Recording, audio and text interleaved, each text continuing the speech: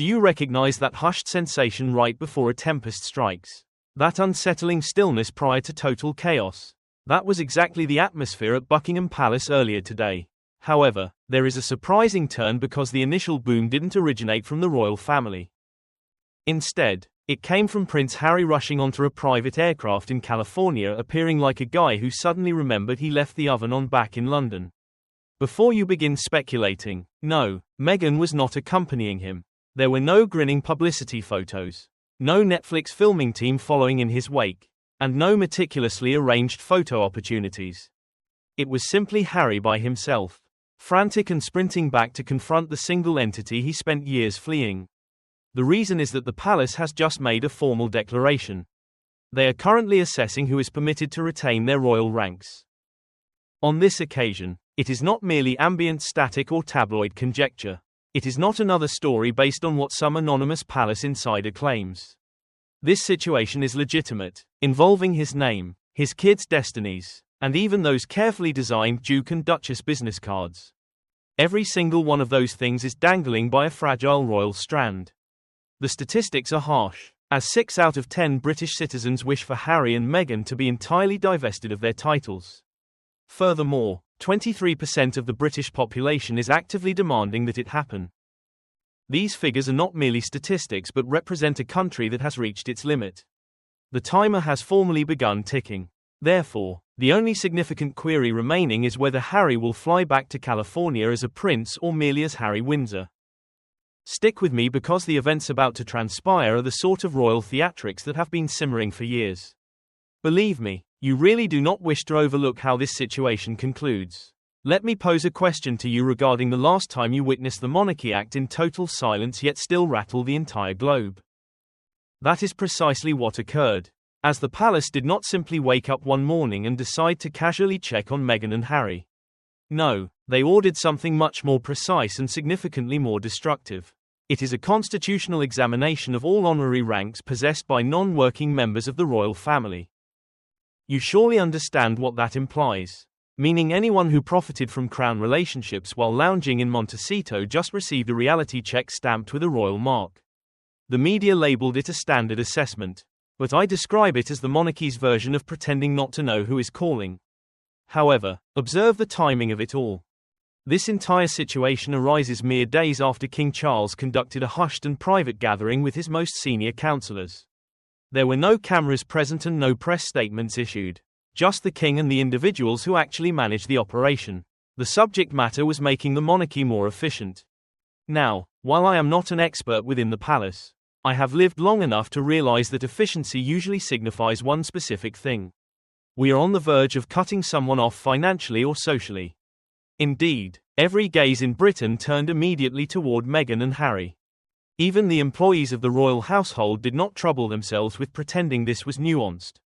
A high-ranking insider informed the press that William is convinced the monarchy cannot persist if titles are utilized as marketing instruments for individual gain. Allow that statement to resonate for a moment. That is essentially crown terminology for telling Harry and Meghan to sit down before the institution retaliates with greater force. Yet, the most bizarre aspect is that this is not emotional vengeance. This is not Charles acting petty or William nursing a long-standing resentment. This represents the monarchy feigning neutrality while sending the chilliest breakup message in the entirety of English history. Suddenly, all those commercial deals involving the Duke and Duchess are beginning to appear somewhat fleeting. Consider for a moment what value Duchess Meghan merchandise holds if there is no Duchess. What occurs to the meticulously managed Sussex royal empire when there is no royal personage to talk about? One royal analyst phrased it flawlessly by noting they wish to dismantle the monarchy while simultaneously boosting themselves for monetary profit. That is unnecessary, to express it gently. Can you perceive the irony in that they departed because the establishment was poisonous but retained the titles because the establishment was lucrative? You cannot possess it both ways. The palace has essentially called their bluff. Let us discuss Harry, because the instant that palace announcement was released, he cracked, according to numerous insiders, and we are speaking of individuals who have collaborated directly with the Sussexes. Harry entered a state of absolute panic. This happened the second he observed the words regarding the royal title review appear on the newsfeed. Indeed, He was allegedly wearing sweatpants because even defiant princes do not wish to forfeit their royal status while wearing cargo shorts. Visualize Harry storming out of a conference at their Montecito estate with his phone in his grip. His eyes were wide, resembling a man who just realized he left his billfold at the pub. Except in this specific instance. The billfold represents his entire royal persona. What action does he take? He dials his father in a state of hysteria, insisting that the palace halt this procedure instantly.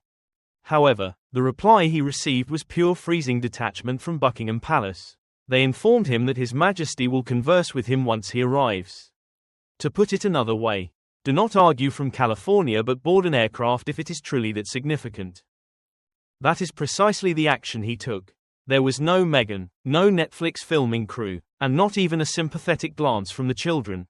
It was just Harry embarking on a private jet as if he is trying out for the most depressing remake of The Crown. Aviation monitors spotted him traveling alone into Heathrow. There was no exclusive greeting and no red carpet reception. It was merely journalists waiting to witness how far a disgraced prince can descend in 48 hours. Reflect on the irony in this situation for a brief second. The lad who once escaped the palace seeking tranquility and seclusion is now crawling back to rescue his title. It is the identical title he asserted was a jail cell. It is the same organization he pulled through the dirt on Oprah, on Netflix, and in his autobiography. Now he is imploring him not to confiscate it. You truly cannot fabricate this kind of story. But let us be truthful. Did Harry actually imagine this day would never arrive?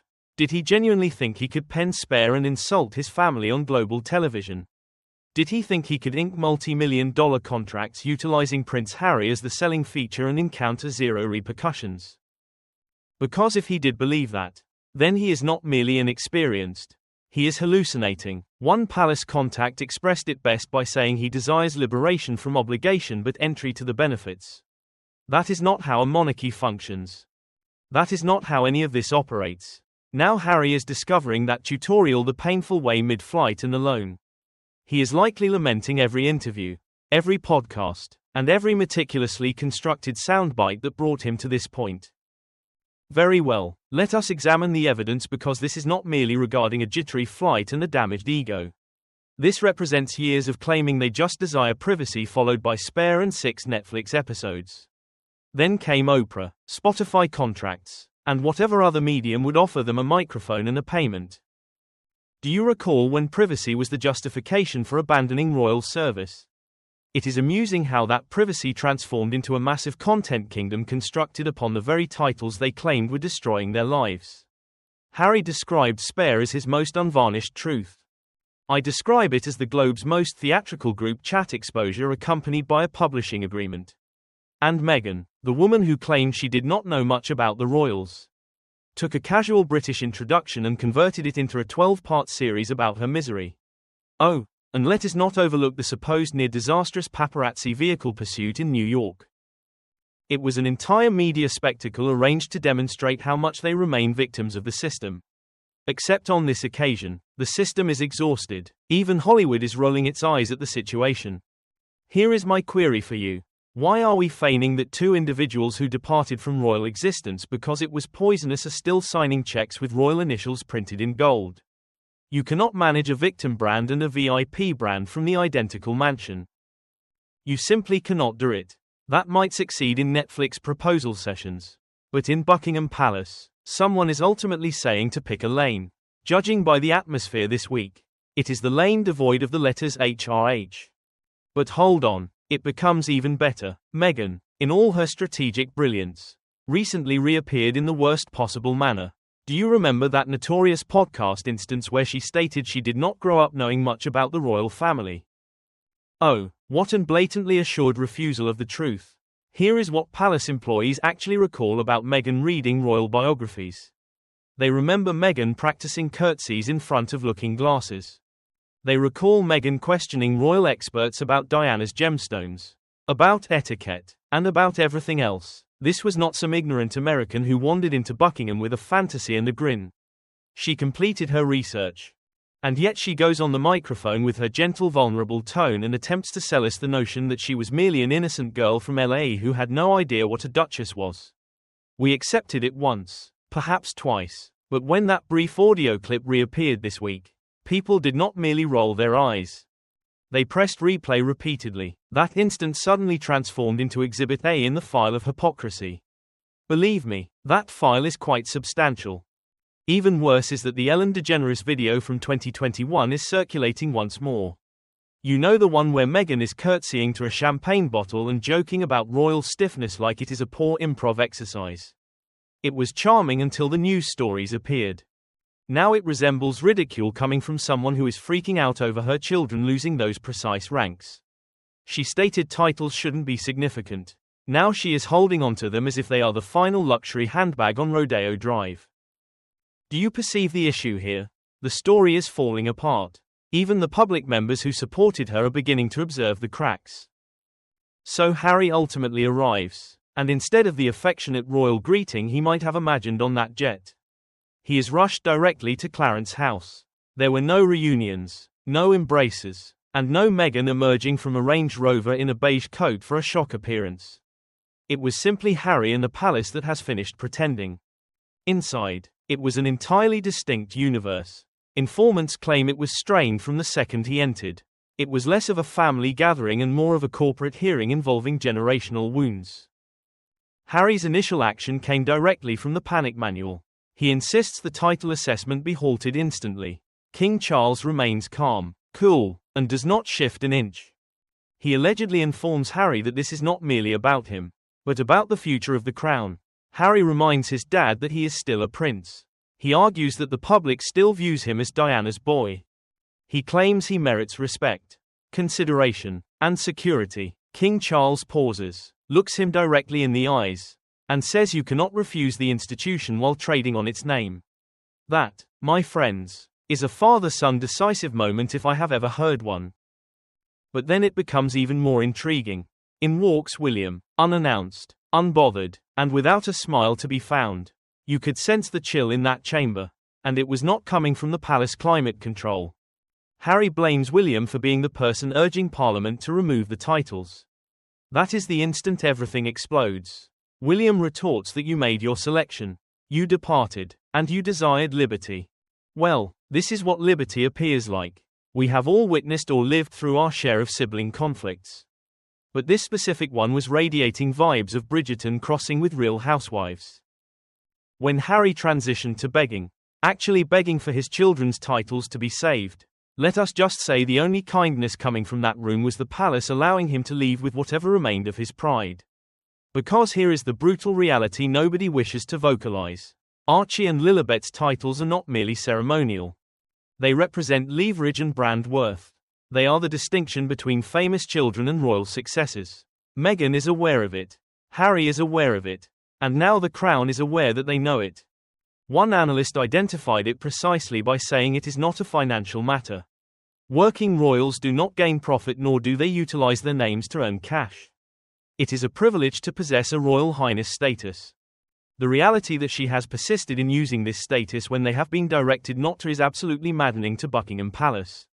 Meanwhile, back in Montecito, our Duchess of I am so finished with the royals suddenly discovered the royals are finished with her.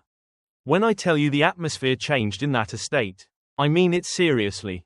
I mean the aromatic candles likely ceased burning due to pure discomfort.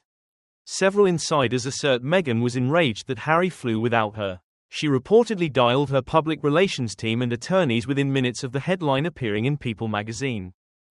The mission was to control the story. This is ironic considering she is the protagonist in a tale she continues to lose command over. But here is the unexpected turn. This time, the Hollywood elite were not rushing to answer her calls. Not even the contacts near the Sussexes wished to handle this disaster. After all the films, podcasts, unauthorized releases, and self-pity events, Hollywood is beginning to understand one thing clearly. The Meghan and Harry trademark does not generate money like it previously did. Even her customary media allies have different concerns now. After years of coerced backing, the Sussex exhaustion has officially taken hold. No quantity of meticulously phrased declarations can sanitize the reality that the palace now has solicitors and Parliament on its side. For an individual who constructed an entire story around being silenced, Meghan just received the one thing she never anticipated: silence. Allow me to ask you this. When was the last occasion you witnessed Meghan Markle trending for positive reasons? Exactly. The reservoir of sympathy has gone dry. The population is exhausted. Even her protectors are beginning to quietly stop following her. You can only cry wolf a certain number of times before people cease arriving with handkerchiefs. Now let us discuss what this title removal actually signifies for the Sussex trademark. It is not merely symbolic, but it is financial ruin. Reflect on every agreement they have signed. Think about every contract they have arranged and every item they have supported or invented. The value offer was constantly identical. You are acquiring royalty, not just famous people and not just influencers, but actual members of the British royal family. That is what validated the Netflix agreement reportedly valued at $100 million. That is what caused Spotify to initially pay out millions for a podcast that hardly yielded material. That is what makes their Archwell Foundation attractive to contributors. Remove the titles and what do you have remaining? Two famous people in a market flooded with content.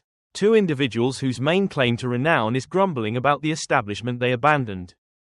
That is not precisely a captivating brand. Industry experts have quietly been stating for months that the Sussex brand has been cooling down. Spotify famously did not extend their podcast agreement. Netflix initiatives continue to get postponed or annulled. Speaking appearances that once demanded six figures are evaporating. And that was prior to the title assessment. Now visualize attempting to propose a new project when you might not even be able to utilize Duke and Duchess of Sussex in the advertising assets.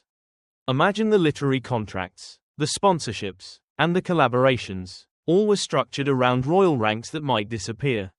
One Hollywood executive speaking off the record said the entire attraction was the royal link. Without that, they are merely another famous couple with emotional luggage. Honestly, we have plenty of those already. Harsh but correct. Here is where it becomes truly intriguing. If the titles vanish, does Meghan's meticulously managed lifestyle brand still function? Does anybody care about her opinions on health, motherhood, or style if she is not doing it from a stance of royal authority? The response increasingly appears to be negative. Even her efforts to rebrand as a humanitarian and champion have failed. Because the public sees right through it, they observe someone who utilizes social missions as brand maintenance rather than genuine fervor. Without the royal titles supporting that persona, the whole house of cards falls down. Once the news emerged, the internet did what it does best and went absolutely wild. Honestly, the responses were a complete smorgasbord of disorder. You had devoted royalists opening champagne on Twitter. Sussex supporters were composing threads about how titles do not define them while typing through tears.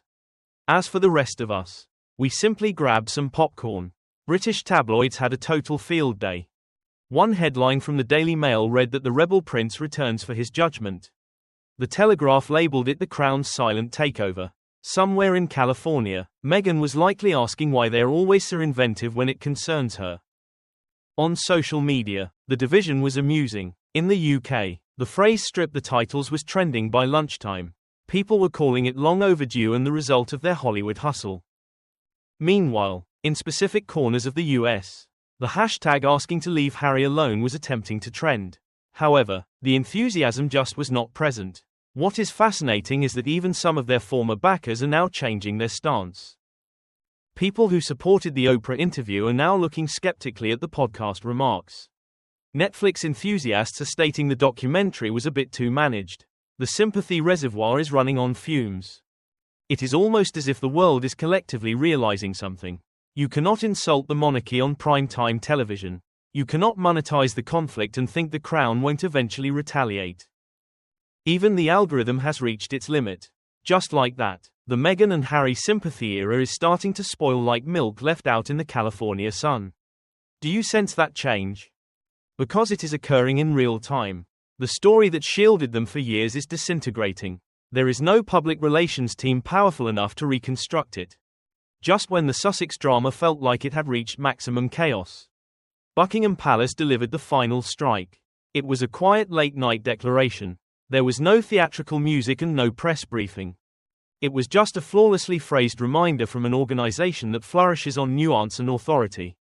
Here is what it stated. The examination into royal titles is progressing with collaboration from both the Crown and Parliament. No person is excused from the procedure. That sentence and that single line is when everything changed. For the first time, the palace was not merely implying things. They were making it distinctly clear that titles are on the chopping block. Yes, everyone is a valid target.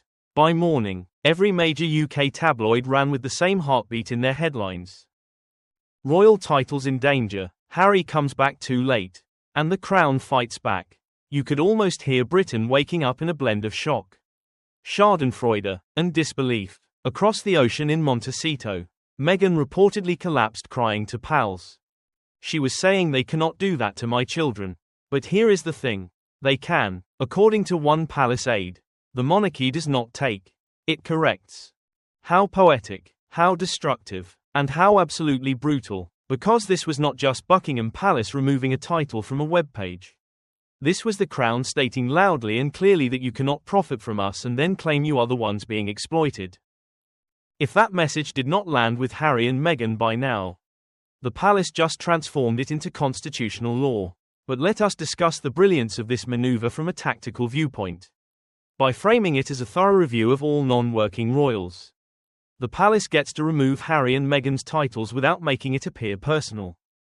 They can state, "We are streamlining and modernizing. So this impacts everyone and not just you." It is the political equivalent of saying it is not you. It is me, except everyone realizes it is definitely them.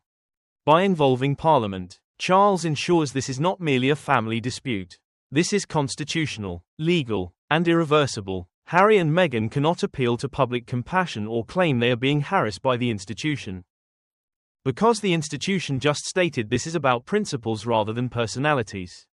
Checkmate. We need to converse about Prince William because while Charles might be king, William is the one controlling the strings behind this entire mission. Multiple contacts verify that William has been advocating for this title review for years. Long before the Oprah interview and long before Spare. Long before any of this became public knowledge. Why? Because William views what Harry and Meghan represent as a critical threat to the monarchy's future. He watched his brother and sister-in-law insult the institution on global television.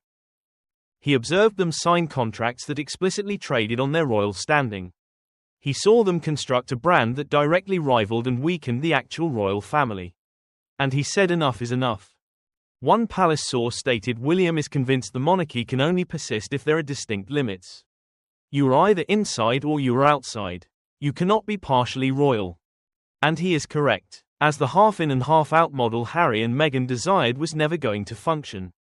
Because it generates exactly the sort of bewilderment and rivalry we are witnessing now. Are they representing the Crown or themselves? Are they working royals or private citizens? Are they utilizing their platform for service or for financial gain? The answer kept shifting depending on what benefited them most in any specific moment. William watched that develop and realized this establishes a risky precedent. If Harry and Meghan can do this, what prevents every minor royal from attempting the same thing? So he took action.